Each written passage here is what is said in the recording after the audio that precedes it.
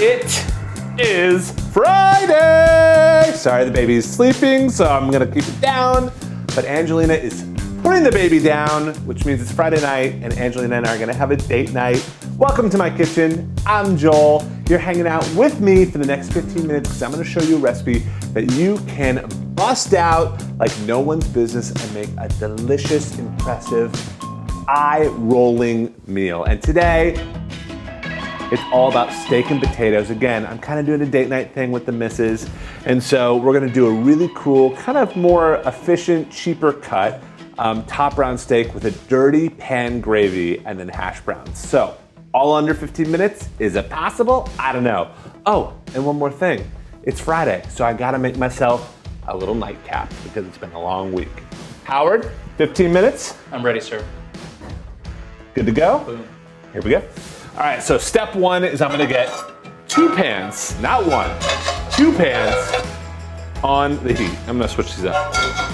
1 for the hash browns, 1 for the steak. And I'm just gonna get them preheating. Always, always, always in seconds. It's all about preheating. So these things are working while I'm working, all right? So I'm gonna grab a steak. All right, there's so many steaks in the world, so many options. And the reality is you don't need to get the most expensive ones, right? So this is called a top round. It's really nice. You have to slice it thin or else it gets pretty chewy. But what I'm gonna do is I'm just gonna kinda take it right down the middle, right? You guys can see this is a lot of steak. We'll have enough for sandwiches tomorrow. Awesome. And then salt and pepper. Cool. Now, I wanna let you guys know, as I'm cooking, you can ask questions. You can write below. You can DM me on Instagram, however you want to get to me. I will answer your question within 24 hours. And I'm about to add some soy oil, I've got a little bit here, to the pan. And we had a really good question from Kendra in New Jersey about why I cook with soy oil. So let me give you the spiel on soy oil. When you see vegetable oil or canola oil, that is soy oil. That is the same thing. And so reality-wise is it's very neutral. It's got a really high smoke point, meaning that you can cook things really, really, really fast and not burn it. So I like that. Also, it doesn't taste like anything except itself, right? I'm sorry, it doesn't taste like anything, so it lets whatever food's in it taste like itself. So this will taste like a steak as opposed to butter, which tastes like butter, or olive oil, which really is strong. So I'm gonna lay the steak in there, and it's okay that it's not sizzling hot. I don't know if they're both gonna fit in there, but we've gone too far. We've gone too far, Howard. I'm feeling nervous about it. You've got this, Joel. I don't have time to get a new pan. So that's where we're going. All right, so those are going. Steaks are searing. And I'm gonna get the hash browns ready. Hash browns, I think we all think, is like a breakfast thing. No, baby. Hash browns are for dinner. For date night. Hash browns is what created Jonah. I'm just kidding, not true. Okay, so I'm gonna grab a couple of Idaho russet potatoes. These are much, much better for getting crispy in the pan. I make latke with these potato pancakes, if you don't know what that is. Yukon Gold potatoes are just too creamy and just don't kind of get as crispy. So I'm gonna grab a towel, or this is like a big napkin, and I'm gonna grade on the biggest setting over the towel. Cool. I'm just gonna go all the way around. Beautiful. And just kind of get it all ground up. Watch your knuckles on this. Beautiful. And I know I had a question before from someone, and I'll reference it, but I'll just tell you that potato can be replaced in pretty much any recipe with celery root. So if you're not doing the carb thing, which I've been in that boat before, think about celery root for a replacement. You could grate celery root, make amazing celery root hash browns. You can do incredible, incredible dishes with celery root. So just think about it if you're just kind of watching the waistline. All right, we're almost there. And these extra little handles of potato, you can obviously grind up, but it gets kind of close to the knuckle for me, so I use it for like omelets and frittatas tomorrow morning. All right, look at that. Not too bad, right? Not too bad. So save these. Then, really cool trick. I'm gonna grab a bowl and I'm gonna gather all the sides of this. Howard, get it nice and close here. And I'm just gonna squeeze. Just turn this and squeeze all the juice out. And it's this brown liquid, and that's okay. But the more you get out, the crispier your hash browns will be. How are we doing on time? 10 minutes, cool. So, squeeze it the best you can. Good. Take a look. Nice dry potatoes, those look good. All right, I'm gonna add a little bit more soy oil to the pan. And I'm gonna get a pat of butter. Butter burns much faster than something like a soy oil or vegetable oil. And since I want these crispies fast, you just go to butter, baby. Really easy. So a nice thing of butter. And it's okay that this thing is not completely up to temp. I'm gonna take my potatoes and just kind of, don't pack them in, just kind of let it rain in. So there's some air in between them. These look really good. They smell really, really good. All right, there's the rest of it. You got all that, Howard? Looks great. Looking really good. Smelling amazing. Now, check this trick out.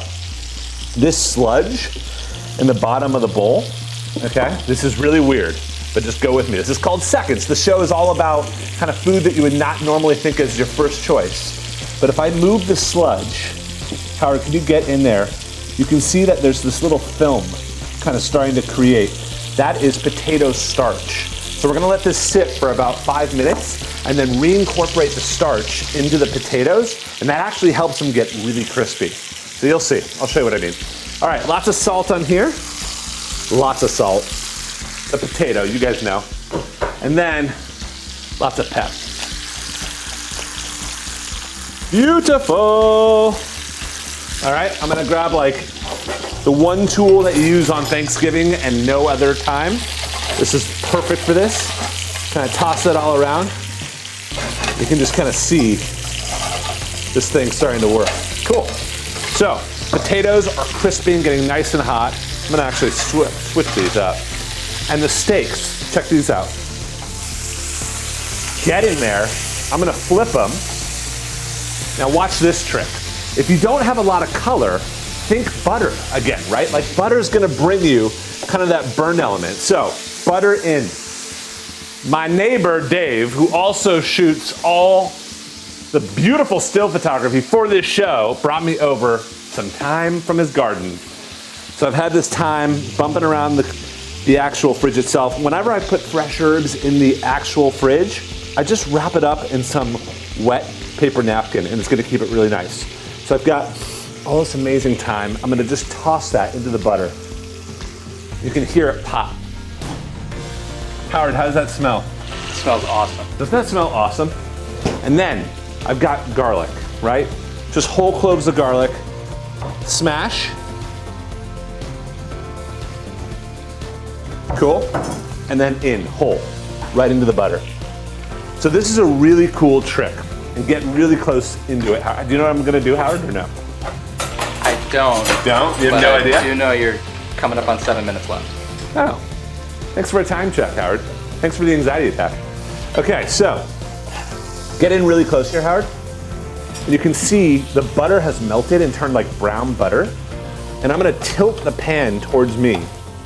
And I'm gonna baste these steaks with this garlicky kind of thyme herb butter. This is a great trick and really makes for a great steak. So these are kind of just doing their thing and look amazing. Cool. Let's check our potato starch. Not as much as I would have hoped, but let me just pour this juice out and I'll show you. All right. Can you guys see the kind of film happening there? That's the starch. So I'm just gonna use the back of my spoon, and it's just a little bit, but it makes a big difference between a crispy, beautiful hash brown and kind of a soggy, hash brown. All right, this is looking really good. So look at this real quick, Howard. The potatoes themselves are moving like one. You see that? That means it's working. I'm gonna give it a quick flip. We're getting there. I don't know, man. How much time? 5:34. So again, you need some browning. Add butter. If anything comes away from this episode, add butter if something needs to brown. Okay. Do not forget, I need a cocktail. Now I'm getting a little nervous. Basil Hayden, baby. Makes every single day a little bit more special, a little bit different. So I've got Basil Hayden bourbon. I've got my little mixing thing here. I'm not a big cocktail guy, but at the end of the week, it's my jam. A little honey. I'm gonna make kind of an old fashioned.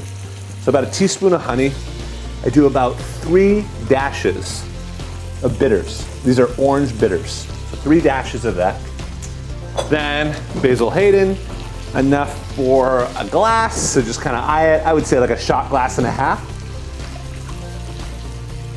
Really easy. And then orange. I'm a huge old-fashioned guy. I love old-fashioned, and if you don't have orange, you just don't have it, right? So I'm just gonna take a little bit of the outside of the orange, just the zest, right? Just that beautiful kind of exterior, and right in. Mix that all around.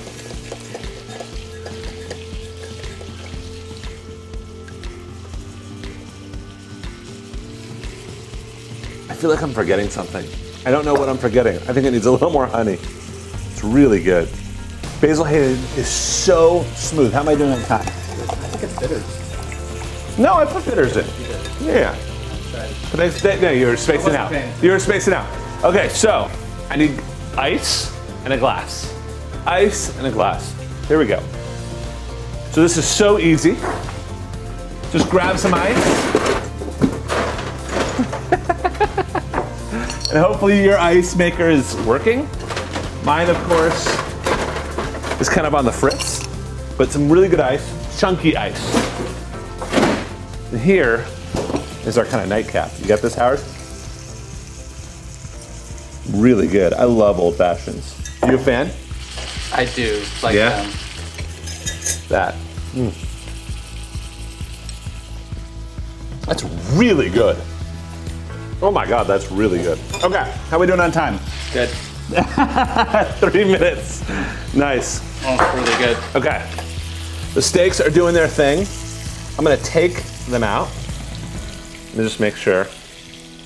Now, I'm kind of feeling the steak, making sure that it kind of feels, if you take like your hand and make like a really loose fist, it should feel like the inside, which is medium rare. This feels a little bit rare, but I'm gonna give it a shot anyways. Yeah, it's a little rare. Too rare for my wife, but really good. All right. Potatoes, let's just take a look. Look at them, Howard. Look at them, Howard. You see that? A little bit more butter. This is looking good. Like seriously, just a couple more pats. And our hash browns are crisping. I'm nervous about this one. I'm just calling that out right now. That steak is looking pretty rare. The potatoes could use another second as well. And this is the big thing about this. Like, if you're at home and you cook one of these recipes and it doesn't take 15 minutes, it takes 20 minutes, don't sweat it. That's totally fine. That's what cooking is all about. So I'm not gonna sweat it. It's Friday, baby.